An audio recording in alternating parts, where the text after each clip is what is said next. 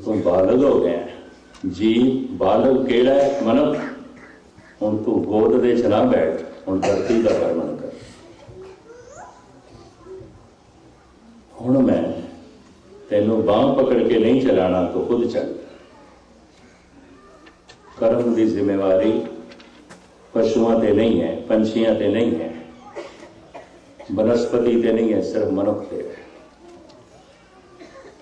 सिर्फ मनुख। कोई कर्म के बंधन दे पशु नहीं है। कर्म करने की स्वतंत्रता ही नहीं है उसको। भूखा मर जाएगा शेर, घास नहीं खाएगा।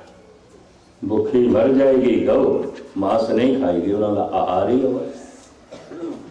इंग्लैंड घास दे और दाणियां दे मिला के मांस गौवां नूं खिलाया गया, सारियां ही पागल हो गई, मारियां गई। ये थोड़े सामने हुई घटना, सारी दुनिया च रौला पिया, क्योंकि मांस गौवां का आहार नहीं है, घास है। वो शेर नूं खिलाते तो ठीक सी, गौवां नूं खिलाण लग पिया। घास दे मिला के, दाणियां दे मिला के भी सारी मजबूरन बकरियां मारियां कर दी, क्योंकि दाने ते घास ज्यादा से विचे मांस। पागल हो गए, उन्होंने दुध जहरीला हो गया। भूखी मर जाएगी गौ, मांस नहीं खाएगी। भूखा मर जाएगा शेर, घास नहीं खाएगा। जिंदगी बजी हुई है, खाण पीण की भी स्वतंत्रता नहीं है पशुओं। जीवन के किसी पहलू के स्वतंत्र नहीं है, बजी हुई जिंदगी, बजे बंधन दे च प्रकृति चला रही है। जिमें कुत्ते का पट्टा किसी के हाथ च है तो वह चला रहा, कुत्ता पीछे चल रहा है। जिमें घोड़े की लगाम किसी के कोल है, जिधर चला रहा घोड़ा उधर ही जा रहा है। प्रकृति के हाथ च लगाम, पशु पक्षी चल रहे हैं। मनुख नो बिना लगाम दे कर देता, तू चल, खुद चल। इस वास्ते कर्म की जिम्मेवारी गौवां ते नहीं है, शेरां ते नहीं है, पशुओं ते नहीं है, पंछियां ते नहीं है, वनस्पति ते नहीं है, मनुख ते। परमात्मा के दरबार विच मनुख के रंग रूप की विचार नहीं आती। इसका रंग कैसा है, रूप कैसा है, स्त्री है, पुरुष है, ये विचार नहीं आते। क्यों? परमात्मा का अपना ही रंग रूप नहीं है, तो की रंग रूप की विचार करेगा। परमात्मा के दरबार में जात पात की विचार नहीं आती, क्योंकि उसकी अपनी जात पात नहीं है। परमात्मा के दरबार में मजहब की विचार भी नहीं आती, हिंदू है कि मुस्लिम है, क्योंकि परमात्मा का अपना कोई मजहब नहीं है। तो फिर उसके दरबार के जीवां की, मनुखों की किस तरह विचार आती है?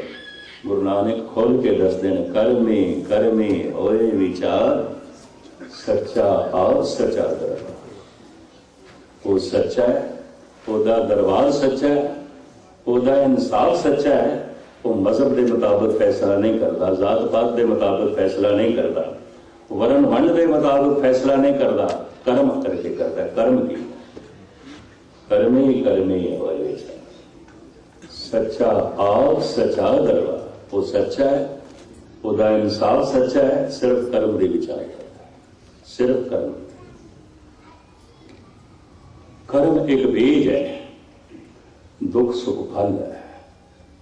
मेरी झोली दुख है तो लाजमी मैं दुखों के बीज बोए ने। मैं ऐसे कर्म किए ने जिन्हों चो दुख निकलता, दुख के फल है। मेरी झोली की खुशियां ने, सुख है तो सुख तो एक फल है। लाजमी में कोई ऐसा बीज बोया, सुख का फल मिले, दुख सुख फल है, कर्म बीज है। भूल के भी किसी को दोषी ना ठहराई, अपने दुख ले, अपनी विपता ले, अपनी मुसीबत ले किसी को दोषी ना ठहराई। दद्दा दोष न देऊ काहूं, दोष कर्मा अपने। जो मैं किया सो मैं पाया, दोष न दीजे अवर जना। बोल के भी किसी को दोषी ना ठहराई। तेरे कर्म ठीक नहीं तो ना कुछ अजमेरी बाबा कर सकता है, ना पंडित महाराज कर सकता है। ਸੁਕਰਾਤ ਇੱਕ ਦਿਨ ਗ੍ਰਹਿ ਨਛੱਤਰਾਂ ਦਾ ਅਧਿਐਨ ਕਰ ਰਿਹਾ ਸੀ। ज्योतिष विद्या दो तरह की है, एक तो ठीक है, सही है, इसनों मैं मनना गणित विद्या, गणित ज्योतिष ये ठीक है। गणित विद्या के आधार पर 1 साल पहले दस दिता जाता है सूरज को ग्रहण लगेगा, फलाने समय लगेगा, फलानी दिशा दिखाई देगा। ये गणित शास्त्र है, ये गणित ज्योतिष है। 1 साल पहले चंद्रमा को ग्रहण लगेगा, ये गणित विद्या है। और भिरगू दे राही एक ज्योतिष विज्ञान, ये साइंस विकसित होती। लेकिन फलित ज्योतिष ग्रह नक्षत्र मैनू दुखी कर सकते हैं, मैनू सुखी कर सकते हैं, फिर कर्म से कुछ भी ना हो। जादू टोना मैनू दुखी कर सकता है, मैनू सुखी कर सकता, फिर मेरे कर्म के सिद्धांत से कुछ भी ना हो। फिर परमात्मा ने जी ये नियमावली बनाई है गलत बनाई, कुछ भी नहीं। क्योंकि मैनू किसी ने जादू टोने करके दुख सुख मिले, फिर परमात्मा से कुछ भी ना होया, कर्म से कुछ भी ना होया। इस वास्ते फलित ज्योतिष गलत है, गणित ज्योतिष ठीक है। फल दे भी कोई ग्रह नक्षत्रों का असर है, ऐसा अध्ययन कर रहा सी सुकरात। 2500 साल पुरानी गल एथेंस, और उस इलाके का पुराना नाम यूनान सी, ज्यादा कल ग्रीस कहते हैं। रात के वक्त एक ऐसे खेत दे अध्ययन कर रहा सी, खरबूजियां का खेत। एक बिरध माता रखवाली पई करती सी, रात को कोई तोड़ ना ले जाए। सुकरात ऊपर वेख रहा है, ग्रह नक्षत्रों ते चल रहा है। उसी खेत दे एक छोटा जिहा खूह सी, जिहदे हत्थां नाल ये माई पानी कढ़ के बूटियां नूं पांदी सी। चलदियां चलदियां उस खूह च गिर गया सुकरात। आवाज आई, क्योंकि उस खूह दे 2-3 फुट ते पानी हुंदा सी। आवाज माई ने सोचा कोई पशु, कोई जानवर जंगली खूह दे गिर गया। भजी हुई गई, देखती है कि मनुख है, और मनुख आवाजा मारे मैनू कढ़ो। माई ने रस्सा पाया, पूरा जोर लाया, और सुकरात ने रस्से नूं पकड़िया, बाहर निकले। धन्यवाद किया इस वक्त के दार्शनिक संत ने, जो ग्रह नक्षत्रों का अध्ययन कर रहे थे, और फलित ज्योतिषी भी बन गया सी। लोग इस पर विश्वास भी करने लगे। माई नूं कहंदे तू मेरे ते एहसान किया, खूह चों कढ़िया, तू सवेरे मेरे घर आवे, मैं तेरा हाथ वेख के, तेरिया रेखा वेख के तेरे जीवन के दुख सुख बारे दसांगा।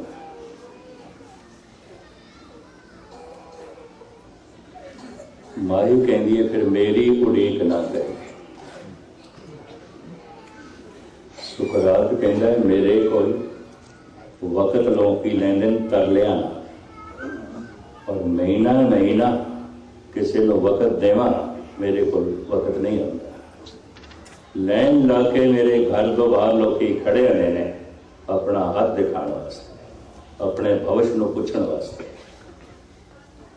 अपने दुखों को दूर कराने वास्ते। तेनों ते मैं आप कह रहा तू आ जिस वक्त आवेंगी, मैं तेन तेरा फल दसांगा, तेरा हाथ वेख के तेरा भविष्य दसांगा।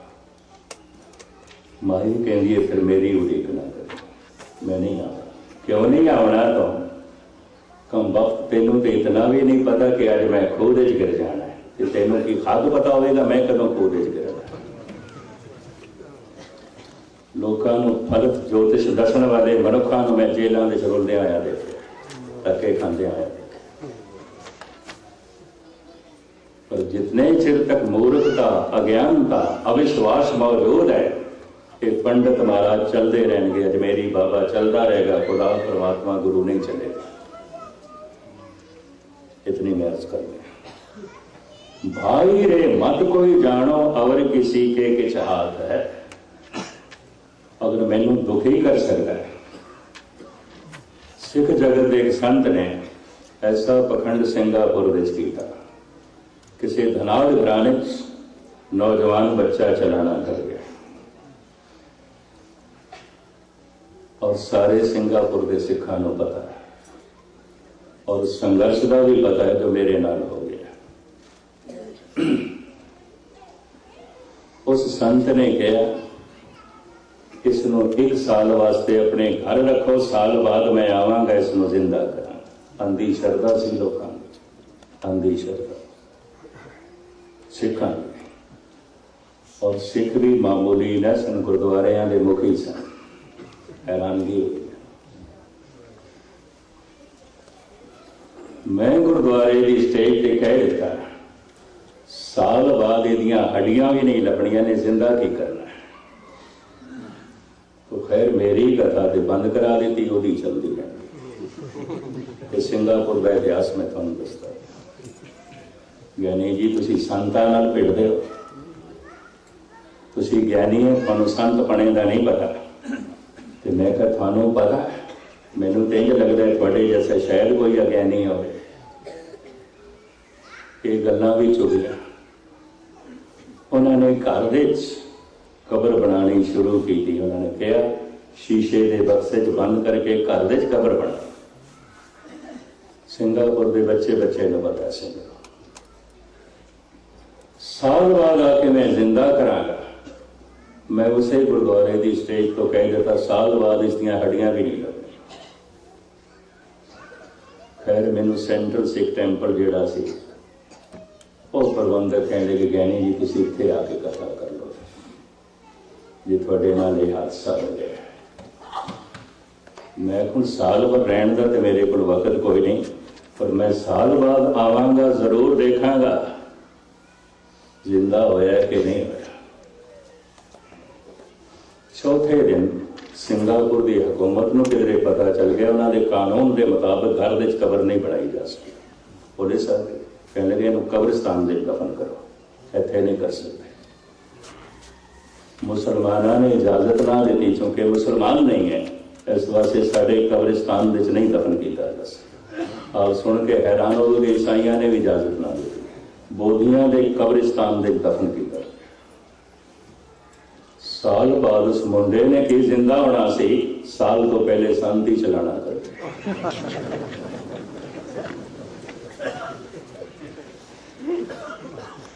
अज्ञानता। और सारे करोड़ापति, बड़े धनाढ़, धनवान होना और गल है, गुणवान होना और गल है। 99% धनवान मूड होते हैं, मायाधारी अत अन्ना के बाहर मुखी होने। मैं हैरान होया, हजरत ईसा ने ऐसा क्यों कह देता। एक बोल उसका ऐसा है, ईसाई भी पढ़ते हैं, दुखी मन नाल पढ़ते। ईसा ने कहा, अगर मैनू कोई ये आखे कि एक उठ सूई के नखे विचों लंघ गया, कहता मैं मन लवांगा, मैं शक नहीं करांगा। चलो लंघ गया, उठ के दे सिद्ध पुरुष होगा, अपने आप को सूक्ष्म कर रहा होगा, तो सूई के नखे विच लंघ गया होगा। कहता मैनू कोई ये आखे कि एक उठ सूई के नखे विचों लंघ गया, कहता मैं मन लवांगा। पर मैं ये कतई नहीं मनागा कि कोई धनवान मनुष्य ब्रह्म ज्ञानी हो गया, परमात्मा तक पहुंच गया, मैं नहीं मानता। ईसा कारण ये बाहर मुखी होता है, इधर सब कुछ बाहर है। ये इज्जत मान मर्यादा धन संपदा बाहर है, अंदर की कभी खोज नहीं की, सब कुछ बाहर पे है। बाहर मुखी मनुष्य संसारी होता है, भगत नहीं होता। बाहर टोले सो भरम बुलाए, जो परमात्मा को बाहर लगता है, भरम दे बाहर ते आकार है, सारे का सारा आकार है। हर तरह की बख्शिश, हर तरह का आकार निराकार तो आਉਂਦਾ। निराकार की पूजा बड़ी औखी है, इस वास्ते गुरु नानक नहीं समझे, ये भी महज करते हैं। और ठीक किया है इकबाल ने, क्षमा हक से जो मुनव्वर हो वो ये महफिल नहीं। ऐ गुरु नानक तू कदम कदम ਦੇ ਉੱਤੇ हक का दीवा जलाया। फारसी ਦੇ सच ਨੂੰ हक कहते हैं, हकीकत सच्चाई हक सच, हक हक अंदेश गुरु गोबिंद सिंह, बादशाह दरवेश गुरु गोबिंद सिंह, हक सच। क्षमा हक से जो मुनव्वर हो, ठीक है गुरु नानक तू सच का दीवा जलाया, पर इस दीवे नाल जिहड़ी महफिल रोशन हो सकती सी, ये महफिल रोशन नहीं हुई। तेरे दीवे जगाए व्यर्थ, इकबाल की हिम्मत वक्त के अवतारी पुरुष गुरु नानक नूं कहंदा, तू मेहनत बड़ी की, कदम कदम दे सच का दीवा जलाया, चानना नहीं होया। क्यों? महफिल अंधेयां दी सी, किसी ने आखी नहीं खोली। क्षमा हक से जो मुनव्वर हो वो ये महफिल न थी, बारिश रहमत हुई पर जमी काबिल न थी। तू बड़ी ज्ञान की बारिश की थी, बड़ी ज्ञान की बारिश की थी, पर की कीता जा जमीन ही बंजर सी, पथरीली सी, कुछ नहीं होया, कुछ नहीं होया। इकबाल कहता है रोवे जमीन विच दो पुरुषों बारे उसने लिखा है। मुसलमान होंदे होया दोवां बारे लिखता है, एक महात्मा बुद्ध बारे, एक गुरु नानक बारे। कहता है दो पुरुष संसार विच नहीं समझे। क्यों? आकार नूं एक पासे रख के निराकार की गल की, निरोध निराकार की गल। आकार नूं मिथ्या दसिया, आकार नूं नासवंत दसिया, निराकार नूं अमृतत दसिया। एक ने ध्यान साधना ते जोर दिता, एक ने शब्द सुर ते जोर दिता, दोवें नहीं समझे। भारत देश महात्मा बुद्ध के कदम उखेड़ दिते गए, गुरु नानक के कदम कोई बहुत वध नहीं सके। कि करोड़ 1.5 करोड़ की आबादी कोई आबादी होगी? सिख कहलाने वाले भी सिख कितने ने? मैं फिर अर्ज करा, बार बार कहने मैंने खुद शर्म आ रही है। सिख कितने ने? तो अजमेरी बाबे के सिख ने, तो पंडित महाराज के सिख ने। इन्होंने पेपर पढ़ लो, पंजाबी के पेपर पढ़ लो, गुरुद्वारे च पाए। मैं तो इंग्लैंड के पढ़ के देख के हैरान होया, अमेरिका के पढ़ के हैरान होया। और बहुत गुरसिख चंगे चंगे गुरसिख खुलियां गाड़ियां नितने ने, उन्होंने भी अजमेरी बाबे के चक्कर कटदे देखे, उन्होंने भी पंडित महाराज के घूमन गए देखे। जब कन्ना ने सुनिया मैं तो दंग रह गया। कोठन में नानक को नारायण जय जी। धन गुरु नानक देव जी महाराज कहते हैं संसार चल रहा है, चलायमान है, चल रहे चलायमान, चंचल है, निरंकार निश्चल है। वो जो निश्चल निरंकार है, आकार तो रहित प्रकाश स्वरूप, उसको एक दिन धमाका होया। और जदों धमाका होया, आवाज हुई धुंध ही धुंध सी, अरबद नरबद, नरां तो पहले, समय तो पहले, आकार तो पहले, धुंध ही धुंध सी। गुरु नानक पहले पातशाह जी के बाद, अरबद नरबद धुंधुकारा, धरन न गगना हुक्म अपारा। महाराज कहने ये भी सुन लो, ये जमीन नहीं सी, आसमान भी नहीं सी। ना दिन रैन चंद ना सूरज, सुनने सुन रहा है ना। ये चंद्रमा भी नहीं सी, सूरज भी नहीं सन, तारे भी नहीं सन, जमीन भी नहीं सी, आसमान भी नहीं सी, ये मनुख भी नहीं सन, ये आकार भी नहीं सी, सिर्फ धुंध ही धुंध सी। गुरु नानक कितने समय तक धुंध रही कोई कह नहीं सकता, क्योंकि समा तो है ही नहीं सी। समय नूं नापिया जाता है दिन करके, रात करके। महाराज कहने नाम दिन रैन चंद ना सूरज, दिन ते रात है ही नहीं सी, दिन रात नहीं सी। परमात्मा की दुनिया च दिन रात नहीं। ये भी सोच लो। भगत कबीर ने खुल के कह दिता है, उसकी दुनिया दिन रात नहीं है। दिन सरैन वेद नहीं शास्त्र, कहाँ बसे निरंकारा। कहे कबीर नर तिसे ध्यावो बावरिया संसारा। ऐ पागल संसारियो उसका चिंतन करो, जेदी दुनिया च ना दिन है ना रात। भगत कबीर दिन सुरैन वेद नहीं शास्त्र, इन्हां धर्म ग्रंथां की भी पहुंच नहीं, वेदां के शास्त्र। दिन सुरैन वेद नहीं शास्त्र, कहाँ बसे निरंकार। उथे निरंकार है, आकार तो रहे। वो जो आकार तो रहत निरंकार है, उस तो एक आवाज हुई। कदों हुई समय नहीं सी, कदों हुई बस एक धमाका होया, एक आवाज हुई, एक कवाव होया। कवाव धमाका, कवाव बहुत बड़ी गुंजारमयी आवाज, एक कवाव होया। उसे कवाव तो, उसे धमाके तो, उसे आवाज तो लखां जिंदगी दे दरिया चल पे, ते जिंदगी दा दरिया की ये सूरज, उसे ही आवाज तो लखां करोड़ां अरबां खरबां सूरज बन गए। उसे ही आवाज कीता पसाओ एको कवाओ, तिस्ते होए लख दरियाओ। अगे वधन तो पहले दोहरा दें, वो कवाओ की सी, एक गुरु गोबिंद सिंह जी महाराज दसते हैं। वो कवाओ की सी, गुरु नानक देव जी महाराज दसते हैं। वो कवाओ, वो धमाका, वो आवाज की सी, कबीर भी दसते हैं, स्वामी महावीर भी दसते हैं, उपनिषदां दे ऋषि भी दसते हैं। पहला बोल गुरु गोबिंद सिंह जी महाराज का मैं तुहाडे सामने रखा। जाप साहब पढ़ते हो, साहिब कहते हैं ओंकार आद कथनी अनाद। ओंकार आदि धुन है, पहली आवाज है, ब्रह्मंड की पहली आवाज है। इस तो पहले आवाज की दुनिया, शब्द की दुनिया नहीं सी, कोई धुन नहीं सी।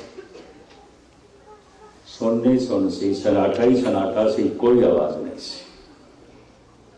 उसे ही सुन मंडल दे, उसे ही सनाटे दे, उसे ही निराकार दे एक धमाका होया, एक कवाव होया कि ओंकार आद कथने अनाद। अनादि कथने भाव, पहली कथनी, पहली आवाज, पहला बोल केड़ा ओंकार आद, आदि बोल, पहला बोल ब्रह्मंड में प्रगट होया ओंकार। ओंकार धन गुरु गोबिंद सिंह जी महाराज की रचना। ओंकार आद कथने अनाद। किसी को भगत कबीर कहना ओंकार आद मैं जाना। ओंकार की धुन मैं अनादि करके जाना है, पहली धुन करके जाना है। इस तो पहले कोई धुन की दुनिया नहीं सी, आवाज की दुनिया नहीं सी। भगत कबीर, इस तो पता चलता है कबीर देवी प्रभु के संबंध साधना बड़ी गहरी सी, समझ बड़ी उच्ची सी। इस वास्ते भगत बाणी में कबीर सिरमौर है, सिरमौर। कबीर कहते हैं ओंकार आद में जाना, लिखे मेटे ताए न आना। गुरु नानक देव जी महाराज को ख्याल आया कोई होर आवाजा ना दसन लग पैन, ओंकार नाल एका जोड़ दिता। एक ओंकार, एक यही धुन है, दूजी तीजी नहीं, चौथी पंजवी नहीं, यही। ये गल वखरी है कि जिहड़ी बाणी गुरु नानक ने रची है उसका नाम ओंकार रखे, एक ओंकार नहीं रखे। सिद्ध घोष तो पहले एक बाणी है धन गुरु ग्रंथ साहब जी महाराज की, गुरु नानक की लंबी बाणी जपजी साहब, सिद्ध घोष और आस्था पट्टी लिखी, और फिर ये दक्षिणी ओंकार। एक बाणी का नाम जिवें जप है, एक बाणी का नाम ही ओंकार है। रामकली दक्षिणी आरंभ इस तरह करते हैं, एक ओंकार एक ही वर्गों नहीं करते। ओंकार ब्रह्मा उत्पत, ओंकार किया जिन से, ओंकार सैल जुग भय, ओंकार वेद निर्भय, ओंकार ओंकार बार बार कही जाते। आपकी गायत्री अक्षरा भारत देश एक तीर्थ मौजूद है, 4000 साल पुराना है। उतों के बने हुए मंदिर बारे भी कह रहे हैं कि घट तो घट 2500-3000 साल पुराना है। पहाड़ों को तराश के बनाए गए ने, पत्थरों को तराश के बनाए गए ने। कितने बनाए गए ने? उस शहर का, उस तीरथ का नाम है ओंकार। इंदौर तो 40 मील की दूरी ते नर्मदा के कंढे जिहड़ा सब तो वड्डा मंदिर बनया, उस मंदिर का नाम है ओंकार मंदिर। उस मंदिर तो सिर्फ 100 फुट की दूरी ते धन गुरु नानक देव जी महाराज ने यह बाणी उच्चारण की, केड़ी? ओंकार। ओंकार ब्रह्मा उत्पत, ओंकार किया जन से, ओंकार सैल जुग भय, ओंकार वेद निर्भय। उत्थे गुरुद्वारा बनया, गुरुद्वारा ओंकार, गुरुद्वारा ओंकार, मंदिर ओंकार, तीरथ का नाम, शहर का नाम ओंकार, रेलवे स्टेशन का नाम ओंकार। बसां जांदियां ने उज्जैन तो, इंदौर तो, जयपुर तक तो, पिछों बंबे तक तो, बस लिखे आंदा ओंकार जा रहे। पुराने उपनिषदां दे ऋषियां दी भी पकड़ दे च आई सी गल है। आदि धुन है कि ओंकार, ओंकार आद में जाना, लिखे रमेटे ताए न माना, ओंकार आद कथनी अनाद। फिर ओंकार की लंबी चौड़ी व्याख्या करते हैं ओंकार की बाणी।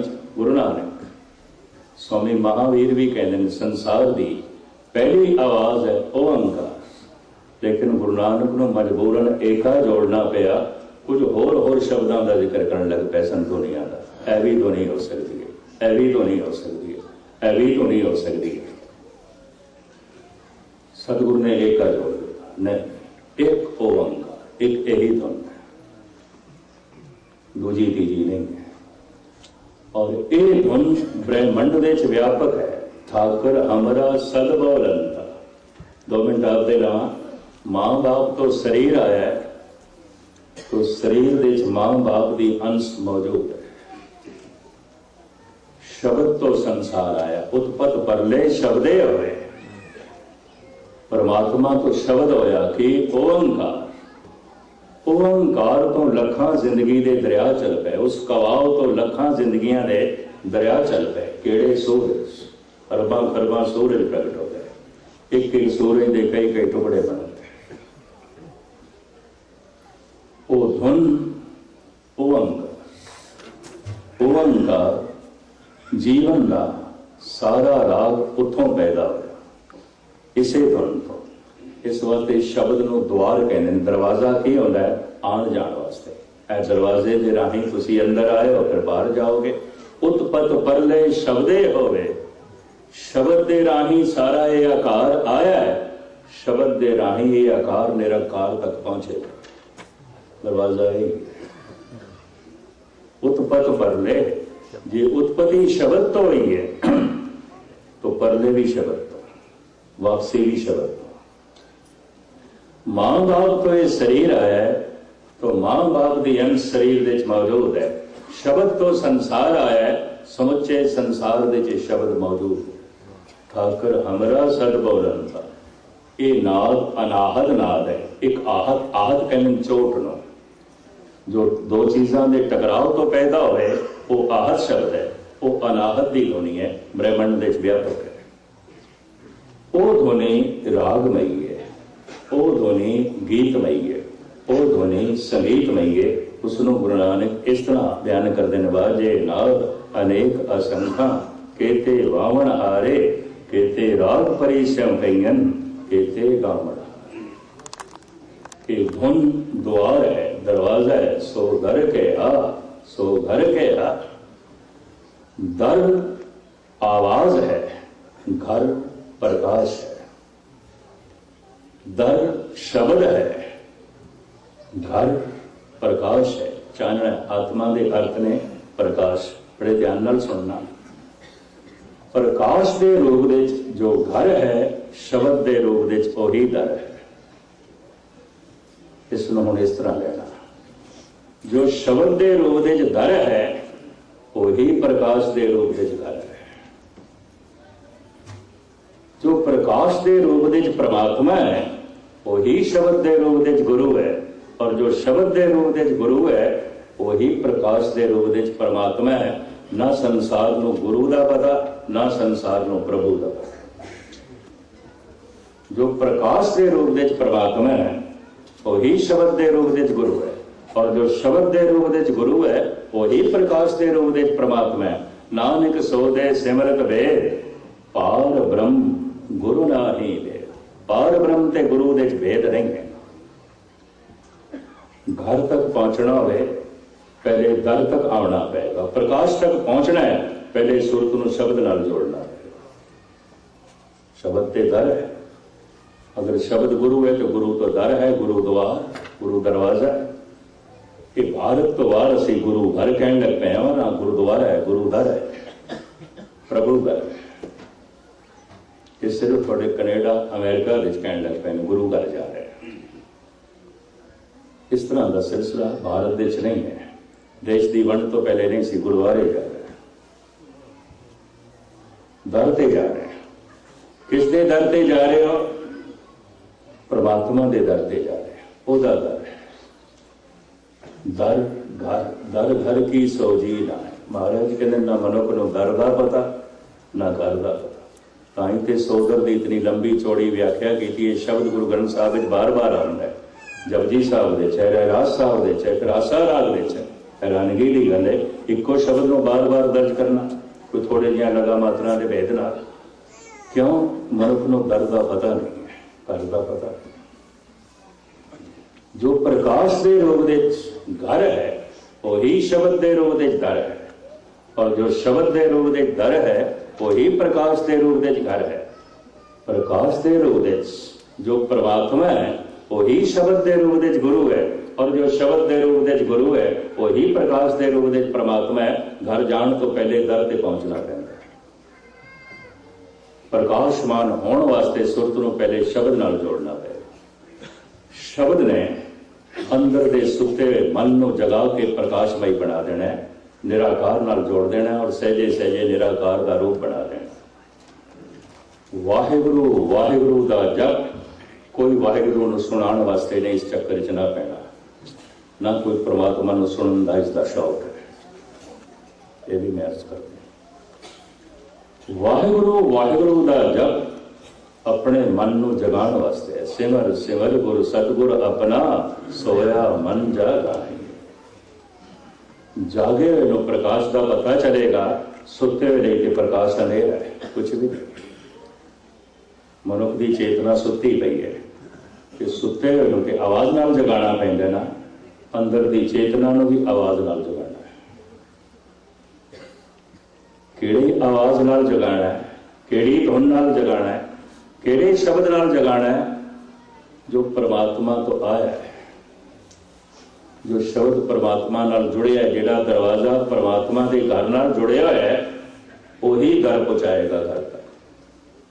तो किहड़े बोल परमात्मा नाल जुड़े ने, किहड़ा दरवाजा परमात्मा नाल जुड़िया है? दुनिया भर के अवतारी पुरुषों ने कहा साडा मन चुप कर गया, हुण परमात्मा बोलदा है। वो आपो बोल ना जानदा, कहा सब हुक्म आओ जियो। गुरु नानक देव जी महाराज कहते इस तरह का बोलना मैं नहीं जानता, मेरा मन चुप कर गया। हुण ते जैसे में आवे खसम की बाणी, तैसड़ा करी ज्ञान वे लारो।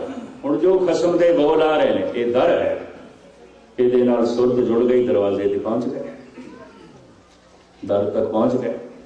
दर तक पहुंचना साडी मेहनत है। घर दे प्रवेश का मिल जाना उसकी रहमत है, उसकी बख्शिश है, प्रसाद है, रहमत है। मेहनत करके शब्द नाल जोड़ना है, रहमत करके प्रकाश हो जाएगा, निराकार हो जाएगा। निराकार दे लीन हो जावांगे, आवणे जावणे मिट जाना। तो धुन होई ओंकार दी, अरबां खरबां सूरज बने, और एक एक सूरज के कई कई टुकड़े, जैसे जमीन सूरज का टुकड़ा, इन्हों ग्रह कहते, सूरज का ही घर है।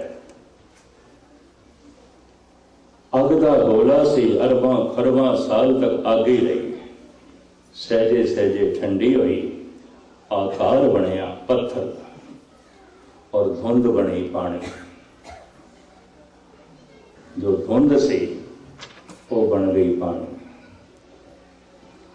और जो टुकड़ा सूरज तो टुट के अग का गोला, इसका उपर का रूप प्रगट होया पत्थर। तो पत्थर की यात्रा परमात्मा तक है। पत्थर टोटली सुता हुआ है, परमात्मा पूरा जागे हुआ है। व्यापक पद्धर से मनुख की दुनिया शुरुआत पत्थर की पूजा क्यों हुई और अजे तक इंज कह लो, सारे का सारा धार्मिक जगत 90% अज भी पत्थर का पुजारी है। तो मैं दोहरा दें, बाकी खुलासा कर, परमात्मा दुख सुख तो न्यारा है, पत्थर भी दुख सुख तो न्यारा है। परमात्मा नूं भुख प्यास नहीं लगती, पत्थर नूं भी नहीं लगती। परमात्मा भी सारे हुक्मा करन ते कोई गुब्बारे की तरह फुल नहीं जाता, ना करन तो कोई मायूस नहीं हो जाता। जे सब मिलके आखण पाए, वडा ना होवे घाट ना जाए। सारे मिलके हुक्मा करन लग पैन तो कोई वड्डा नहीं हो जाना, ना करन ते कोई छोटा नहीं हो जाता। साडी वडियाई दे उत्ते उसकी वडियाई नहीं खड़ी। उसनों वड्डा वड्डा क्यों आखीए? जिहड़े उसनों वड्डा वड्डा आखदे ने आप वड्डे हो जाते, जिहड़े उसनों दयालु आखदे ने आप दयालु हो जाते, जिहड़े उसनों निर्वैर आखदे ने आप निर्वैर हो जाते, जिहड़े उसनों समदृष्ट आखदे ने आप समदृष्ट हो जाते, जिहड़े उसनों महान आखदे ने वो आप महान हो जाते ने। परमात्मा के गुणों का उच्चारण करना, अपने आप को गुणवान बनाना है, उन्होंने लोड़ नहीं है। उसकी उपमा करिए, उसकी महिमा गायन करिए। उस तो आवाज हुई, आवाज तो अरबां खरबां सूरज, सूरज के कई कई टुकड़े, पर जिस धरती से असी जी रहे हैं, सूरज का ही टुकड़ा ठंडी होगी पत्थर के रूप में प्रगट हुई। तो पत्थर यात्रा से चल पे, पत्थर को गुण खूबियां परमात्मा वर्गियां ने, निर्लेप है। सारे मिलके उसकी उपमा करन, वो कोई खुल नहीं जाता, ते सारे मिलके गालां कढ़न, कोई रोड़ नहीं करता। नफा नुकसान, दुख सुख, मान अपमान, इज्जत बेइज्जती, इस सब कुछ तो पत्थर न्यारा है, परमात्मा भी न्यारा है। स्वभाव पत्थर को परमात्मा का है, चेतना प्रकाश पत्थर को परमात्मा का नहीं है। फरियाद पत्थर ने करनी है, हे प्रभु जिस स्वभाव तेरा मेरे को है, तो प्रकाश भी दे, चानना भी दे, रहमत कर। पत्थर नो प्रकृति मानव तक ले जाती है, मनुखा तन तक ले जाती है। ये परमात्मा की शक्ति कम करती है, उसकी प्रेरणा ऐसा होता है। मुख्तसर बहस करा, इस वास्ते पत्थर ते वनस्पति ते पशु पक्षियों ते कर्म सिद्धांत लागू नहीं होता। वो कर्म योनि नहीं है कि बहु योनि है, वो तो सिर्फ जीवन व्यतीत करने वास्ते आए ने, कुछ करने वास्ते नहीं। इस वास्ते हजारां साल पहले जिथे पशु सन, अज भी उत्थे ही ने। हजारां साल पहले जिथे पंछी सन, अज भी उत्थे ही ने। पर हजारां साल पहले जिथे मनुष्य सी, अज उत्थे नहीं है। कर्म करने की खुल मनुख के बाहरों भी विकास कर सकता है, अंदरों भी विकास कर सकता है। ये बाहरों फैल के बहुत कुछ कर सकता है, ये अंदर जुड़ के बहुत कुछ हो सकता है। निराकार हो सकता है, परमात्मा हो सकता है। कर्म की खुल मनुख नो है, कर्म सिद्धांत मनुख नाल जुड़ता है। कर्म एक ऐसा बीज है जो दुख नो जन्म देता है, सुख नो जन्म देता है, शैतान नो जन्म देता है, भगवान नो जन्म देता है। गुस्ताखी कलेश नो जन्म देता है, आनंद नो जन्म देता, अंधकार नो जन्म देता है, प्रकाश नो जन्म देता है। इस वास्ते मनुख नो भोग भूमि नहीं कहते, कर्म भूमि कहते। खुल दे दी परमात्मा ने, चूंकि खुल परमात्मा की दी हुई है, इस वास्ते भगत कहते हैं साडे कोल कुछ भी नहीं, सब कुछ तेरे हाथों च। ठीक कहते जे खुल भी साडे कोल है, तेरी दी हुई है, तू जो ना देंदा फिर ते असीं पशुआं की तरह होना सी। फिर या तो असीं चंगा कर सकते सी या असीं माड़ा कर सकते सी। जिवें पशु कुछ अपना चुनाव नहीं कर सकते, असीं भी नहीं कर सकते, पर नहीं, चुनन की खुल दे दी, चूंकि खुल परमात्मा ने दी। इस वास्ते हर अवतारी पुरुष ने कह दिता सब कुछ तेरे हथों च, खुल भी तेरे हथों च तू दी। महापुरुषों के अवतारों के इन्हां बौलों जब आम संसारियों ने पकड़िया तो अर्थ अपने किए हैं। पर जदों गुरु जपाएगा उदों जप लवांगे, इसका मतलब है जो गुरु चाहता है तू बोतल ही पीता कर, शामिल तेरा सब ना पड़ेगा। जदों बुलाएगा जपाएगा उदों नाम जप लवांगे, इसका मतलब है जे नहीं चाहता, अजय गुरु नहीं चाहता। ये सब बहाने बस, सब बहाने बस।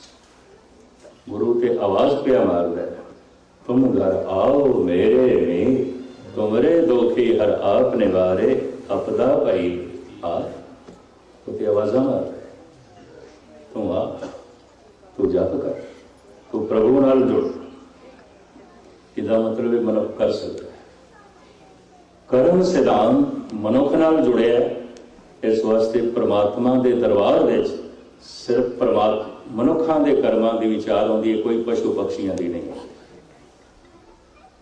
सिर्फ मनुखों की। कर्मे कर्मे होए विचार, सच्चा आप सचा दरबार, ये मनुख निराकार किवें लीन हो गया, क्योंकि मन भी ठोस हो गया। आकार का चिंतन, रंग का चिंतन, रूप का चिंतन, विज्ञान की पकड़ विच आया। समाप्ति में करा कि जमीन हर चीज को खिंचती है अपनी तरफ,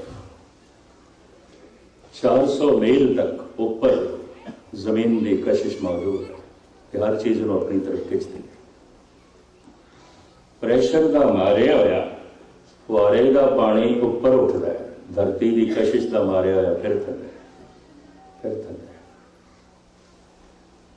तो विज्ञान ने ऐलानिया कह दिता जमीन विच कशिश है, हर चीज को खिंचती है। लेकिन भारत के संत जना ने, गुरु जना ने जी गल आखी, अज विज्ञान की पकड़ विच आ रही है, पहले नहीं। भारत के महापुरुष कहते रहे मनुख की सुरत को भी खिंचती है जमीन। कथा कीर्तन तो प्रेशर मिलिया, दबाव मिलिया, सुरत उच्ची हो गई, समझ उच्ची हो गई। धरती की खिंच फिर थले कि धरती की खिंच की है, किसी रंग की खिंच, किसी रूप की खिंच, किसी धन संपदा की खिंच, सब जमीन है मिट्टी, सब जमीन मनुख की सुरत को भी खिंचती है। मनुख कथा कीर्तन सुन के उच्चा जरूर उठता है, पर मनुख फुआरे के पानी तो ज्यादा कुछ भी नहीं, ऊपर उठता है फिर थले, ऊपर उठता है फिर थले। मनुख किसी वक्त सत्संगी होता है, फिर वही कुसंगी होता है। मनुख किसी वक्त दानी होता है, फिर यही बेईमान होता है। मनुख किसी वक्त सेवा कर रहे होता है, फिर इन्हों देखीदा बड़ा कठोर। फुआरे का पानी ऊपर उठे है, बड़ा दयालु हो गया, फिर थले आया है, बड़ा कठोर। थोड़ा जहा प्रेशर मिले है, पाठ तो कथा कीर्तन तो ऊपर उठ गया, बड़ा दानी, फिर यही महाबेईमानी कर। पूरन प्रेम प्रतीत सजे, तोड़ बड़ी बट ढोल ना मारे, किसे मठ नू, किसे कबर नू, किसे धागे तवीज नू दान दयादत संजम बिना न एक पछाने, पूरन जोर जगत में तब खालस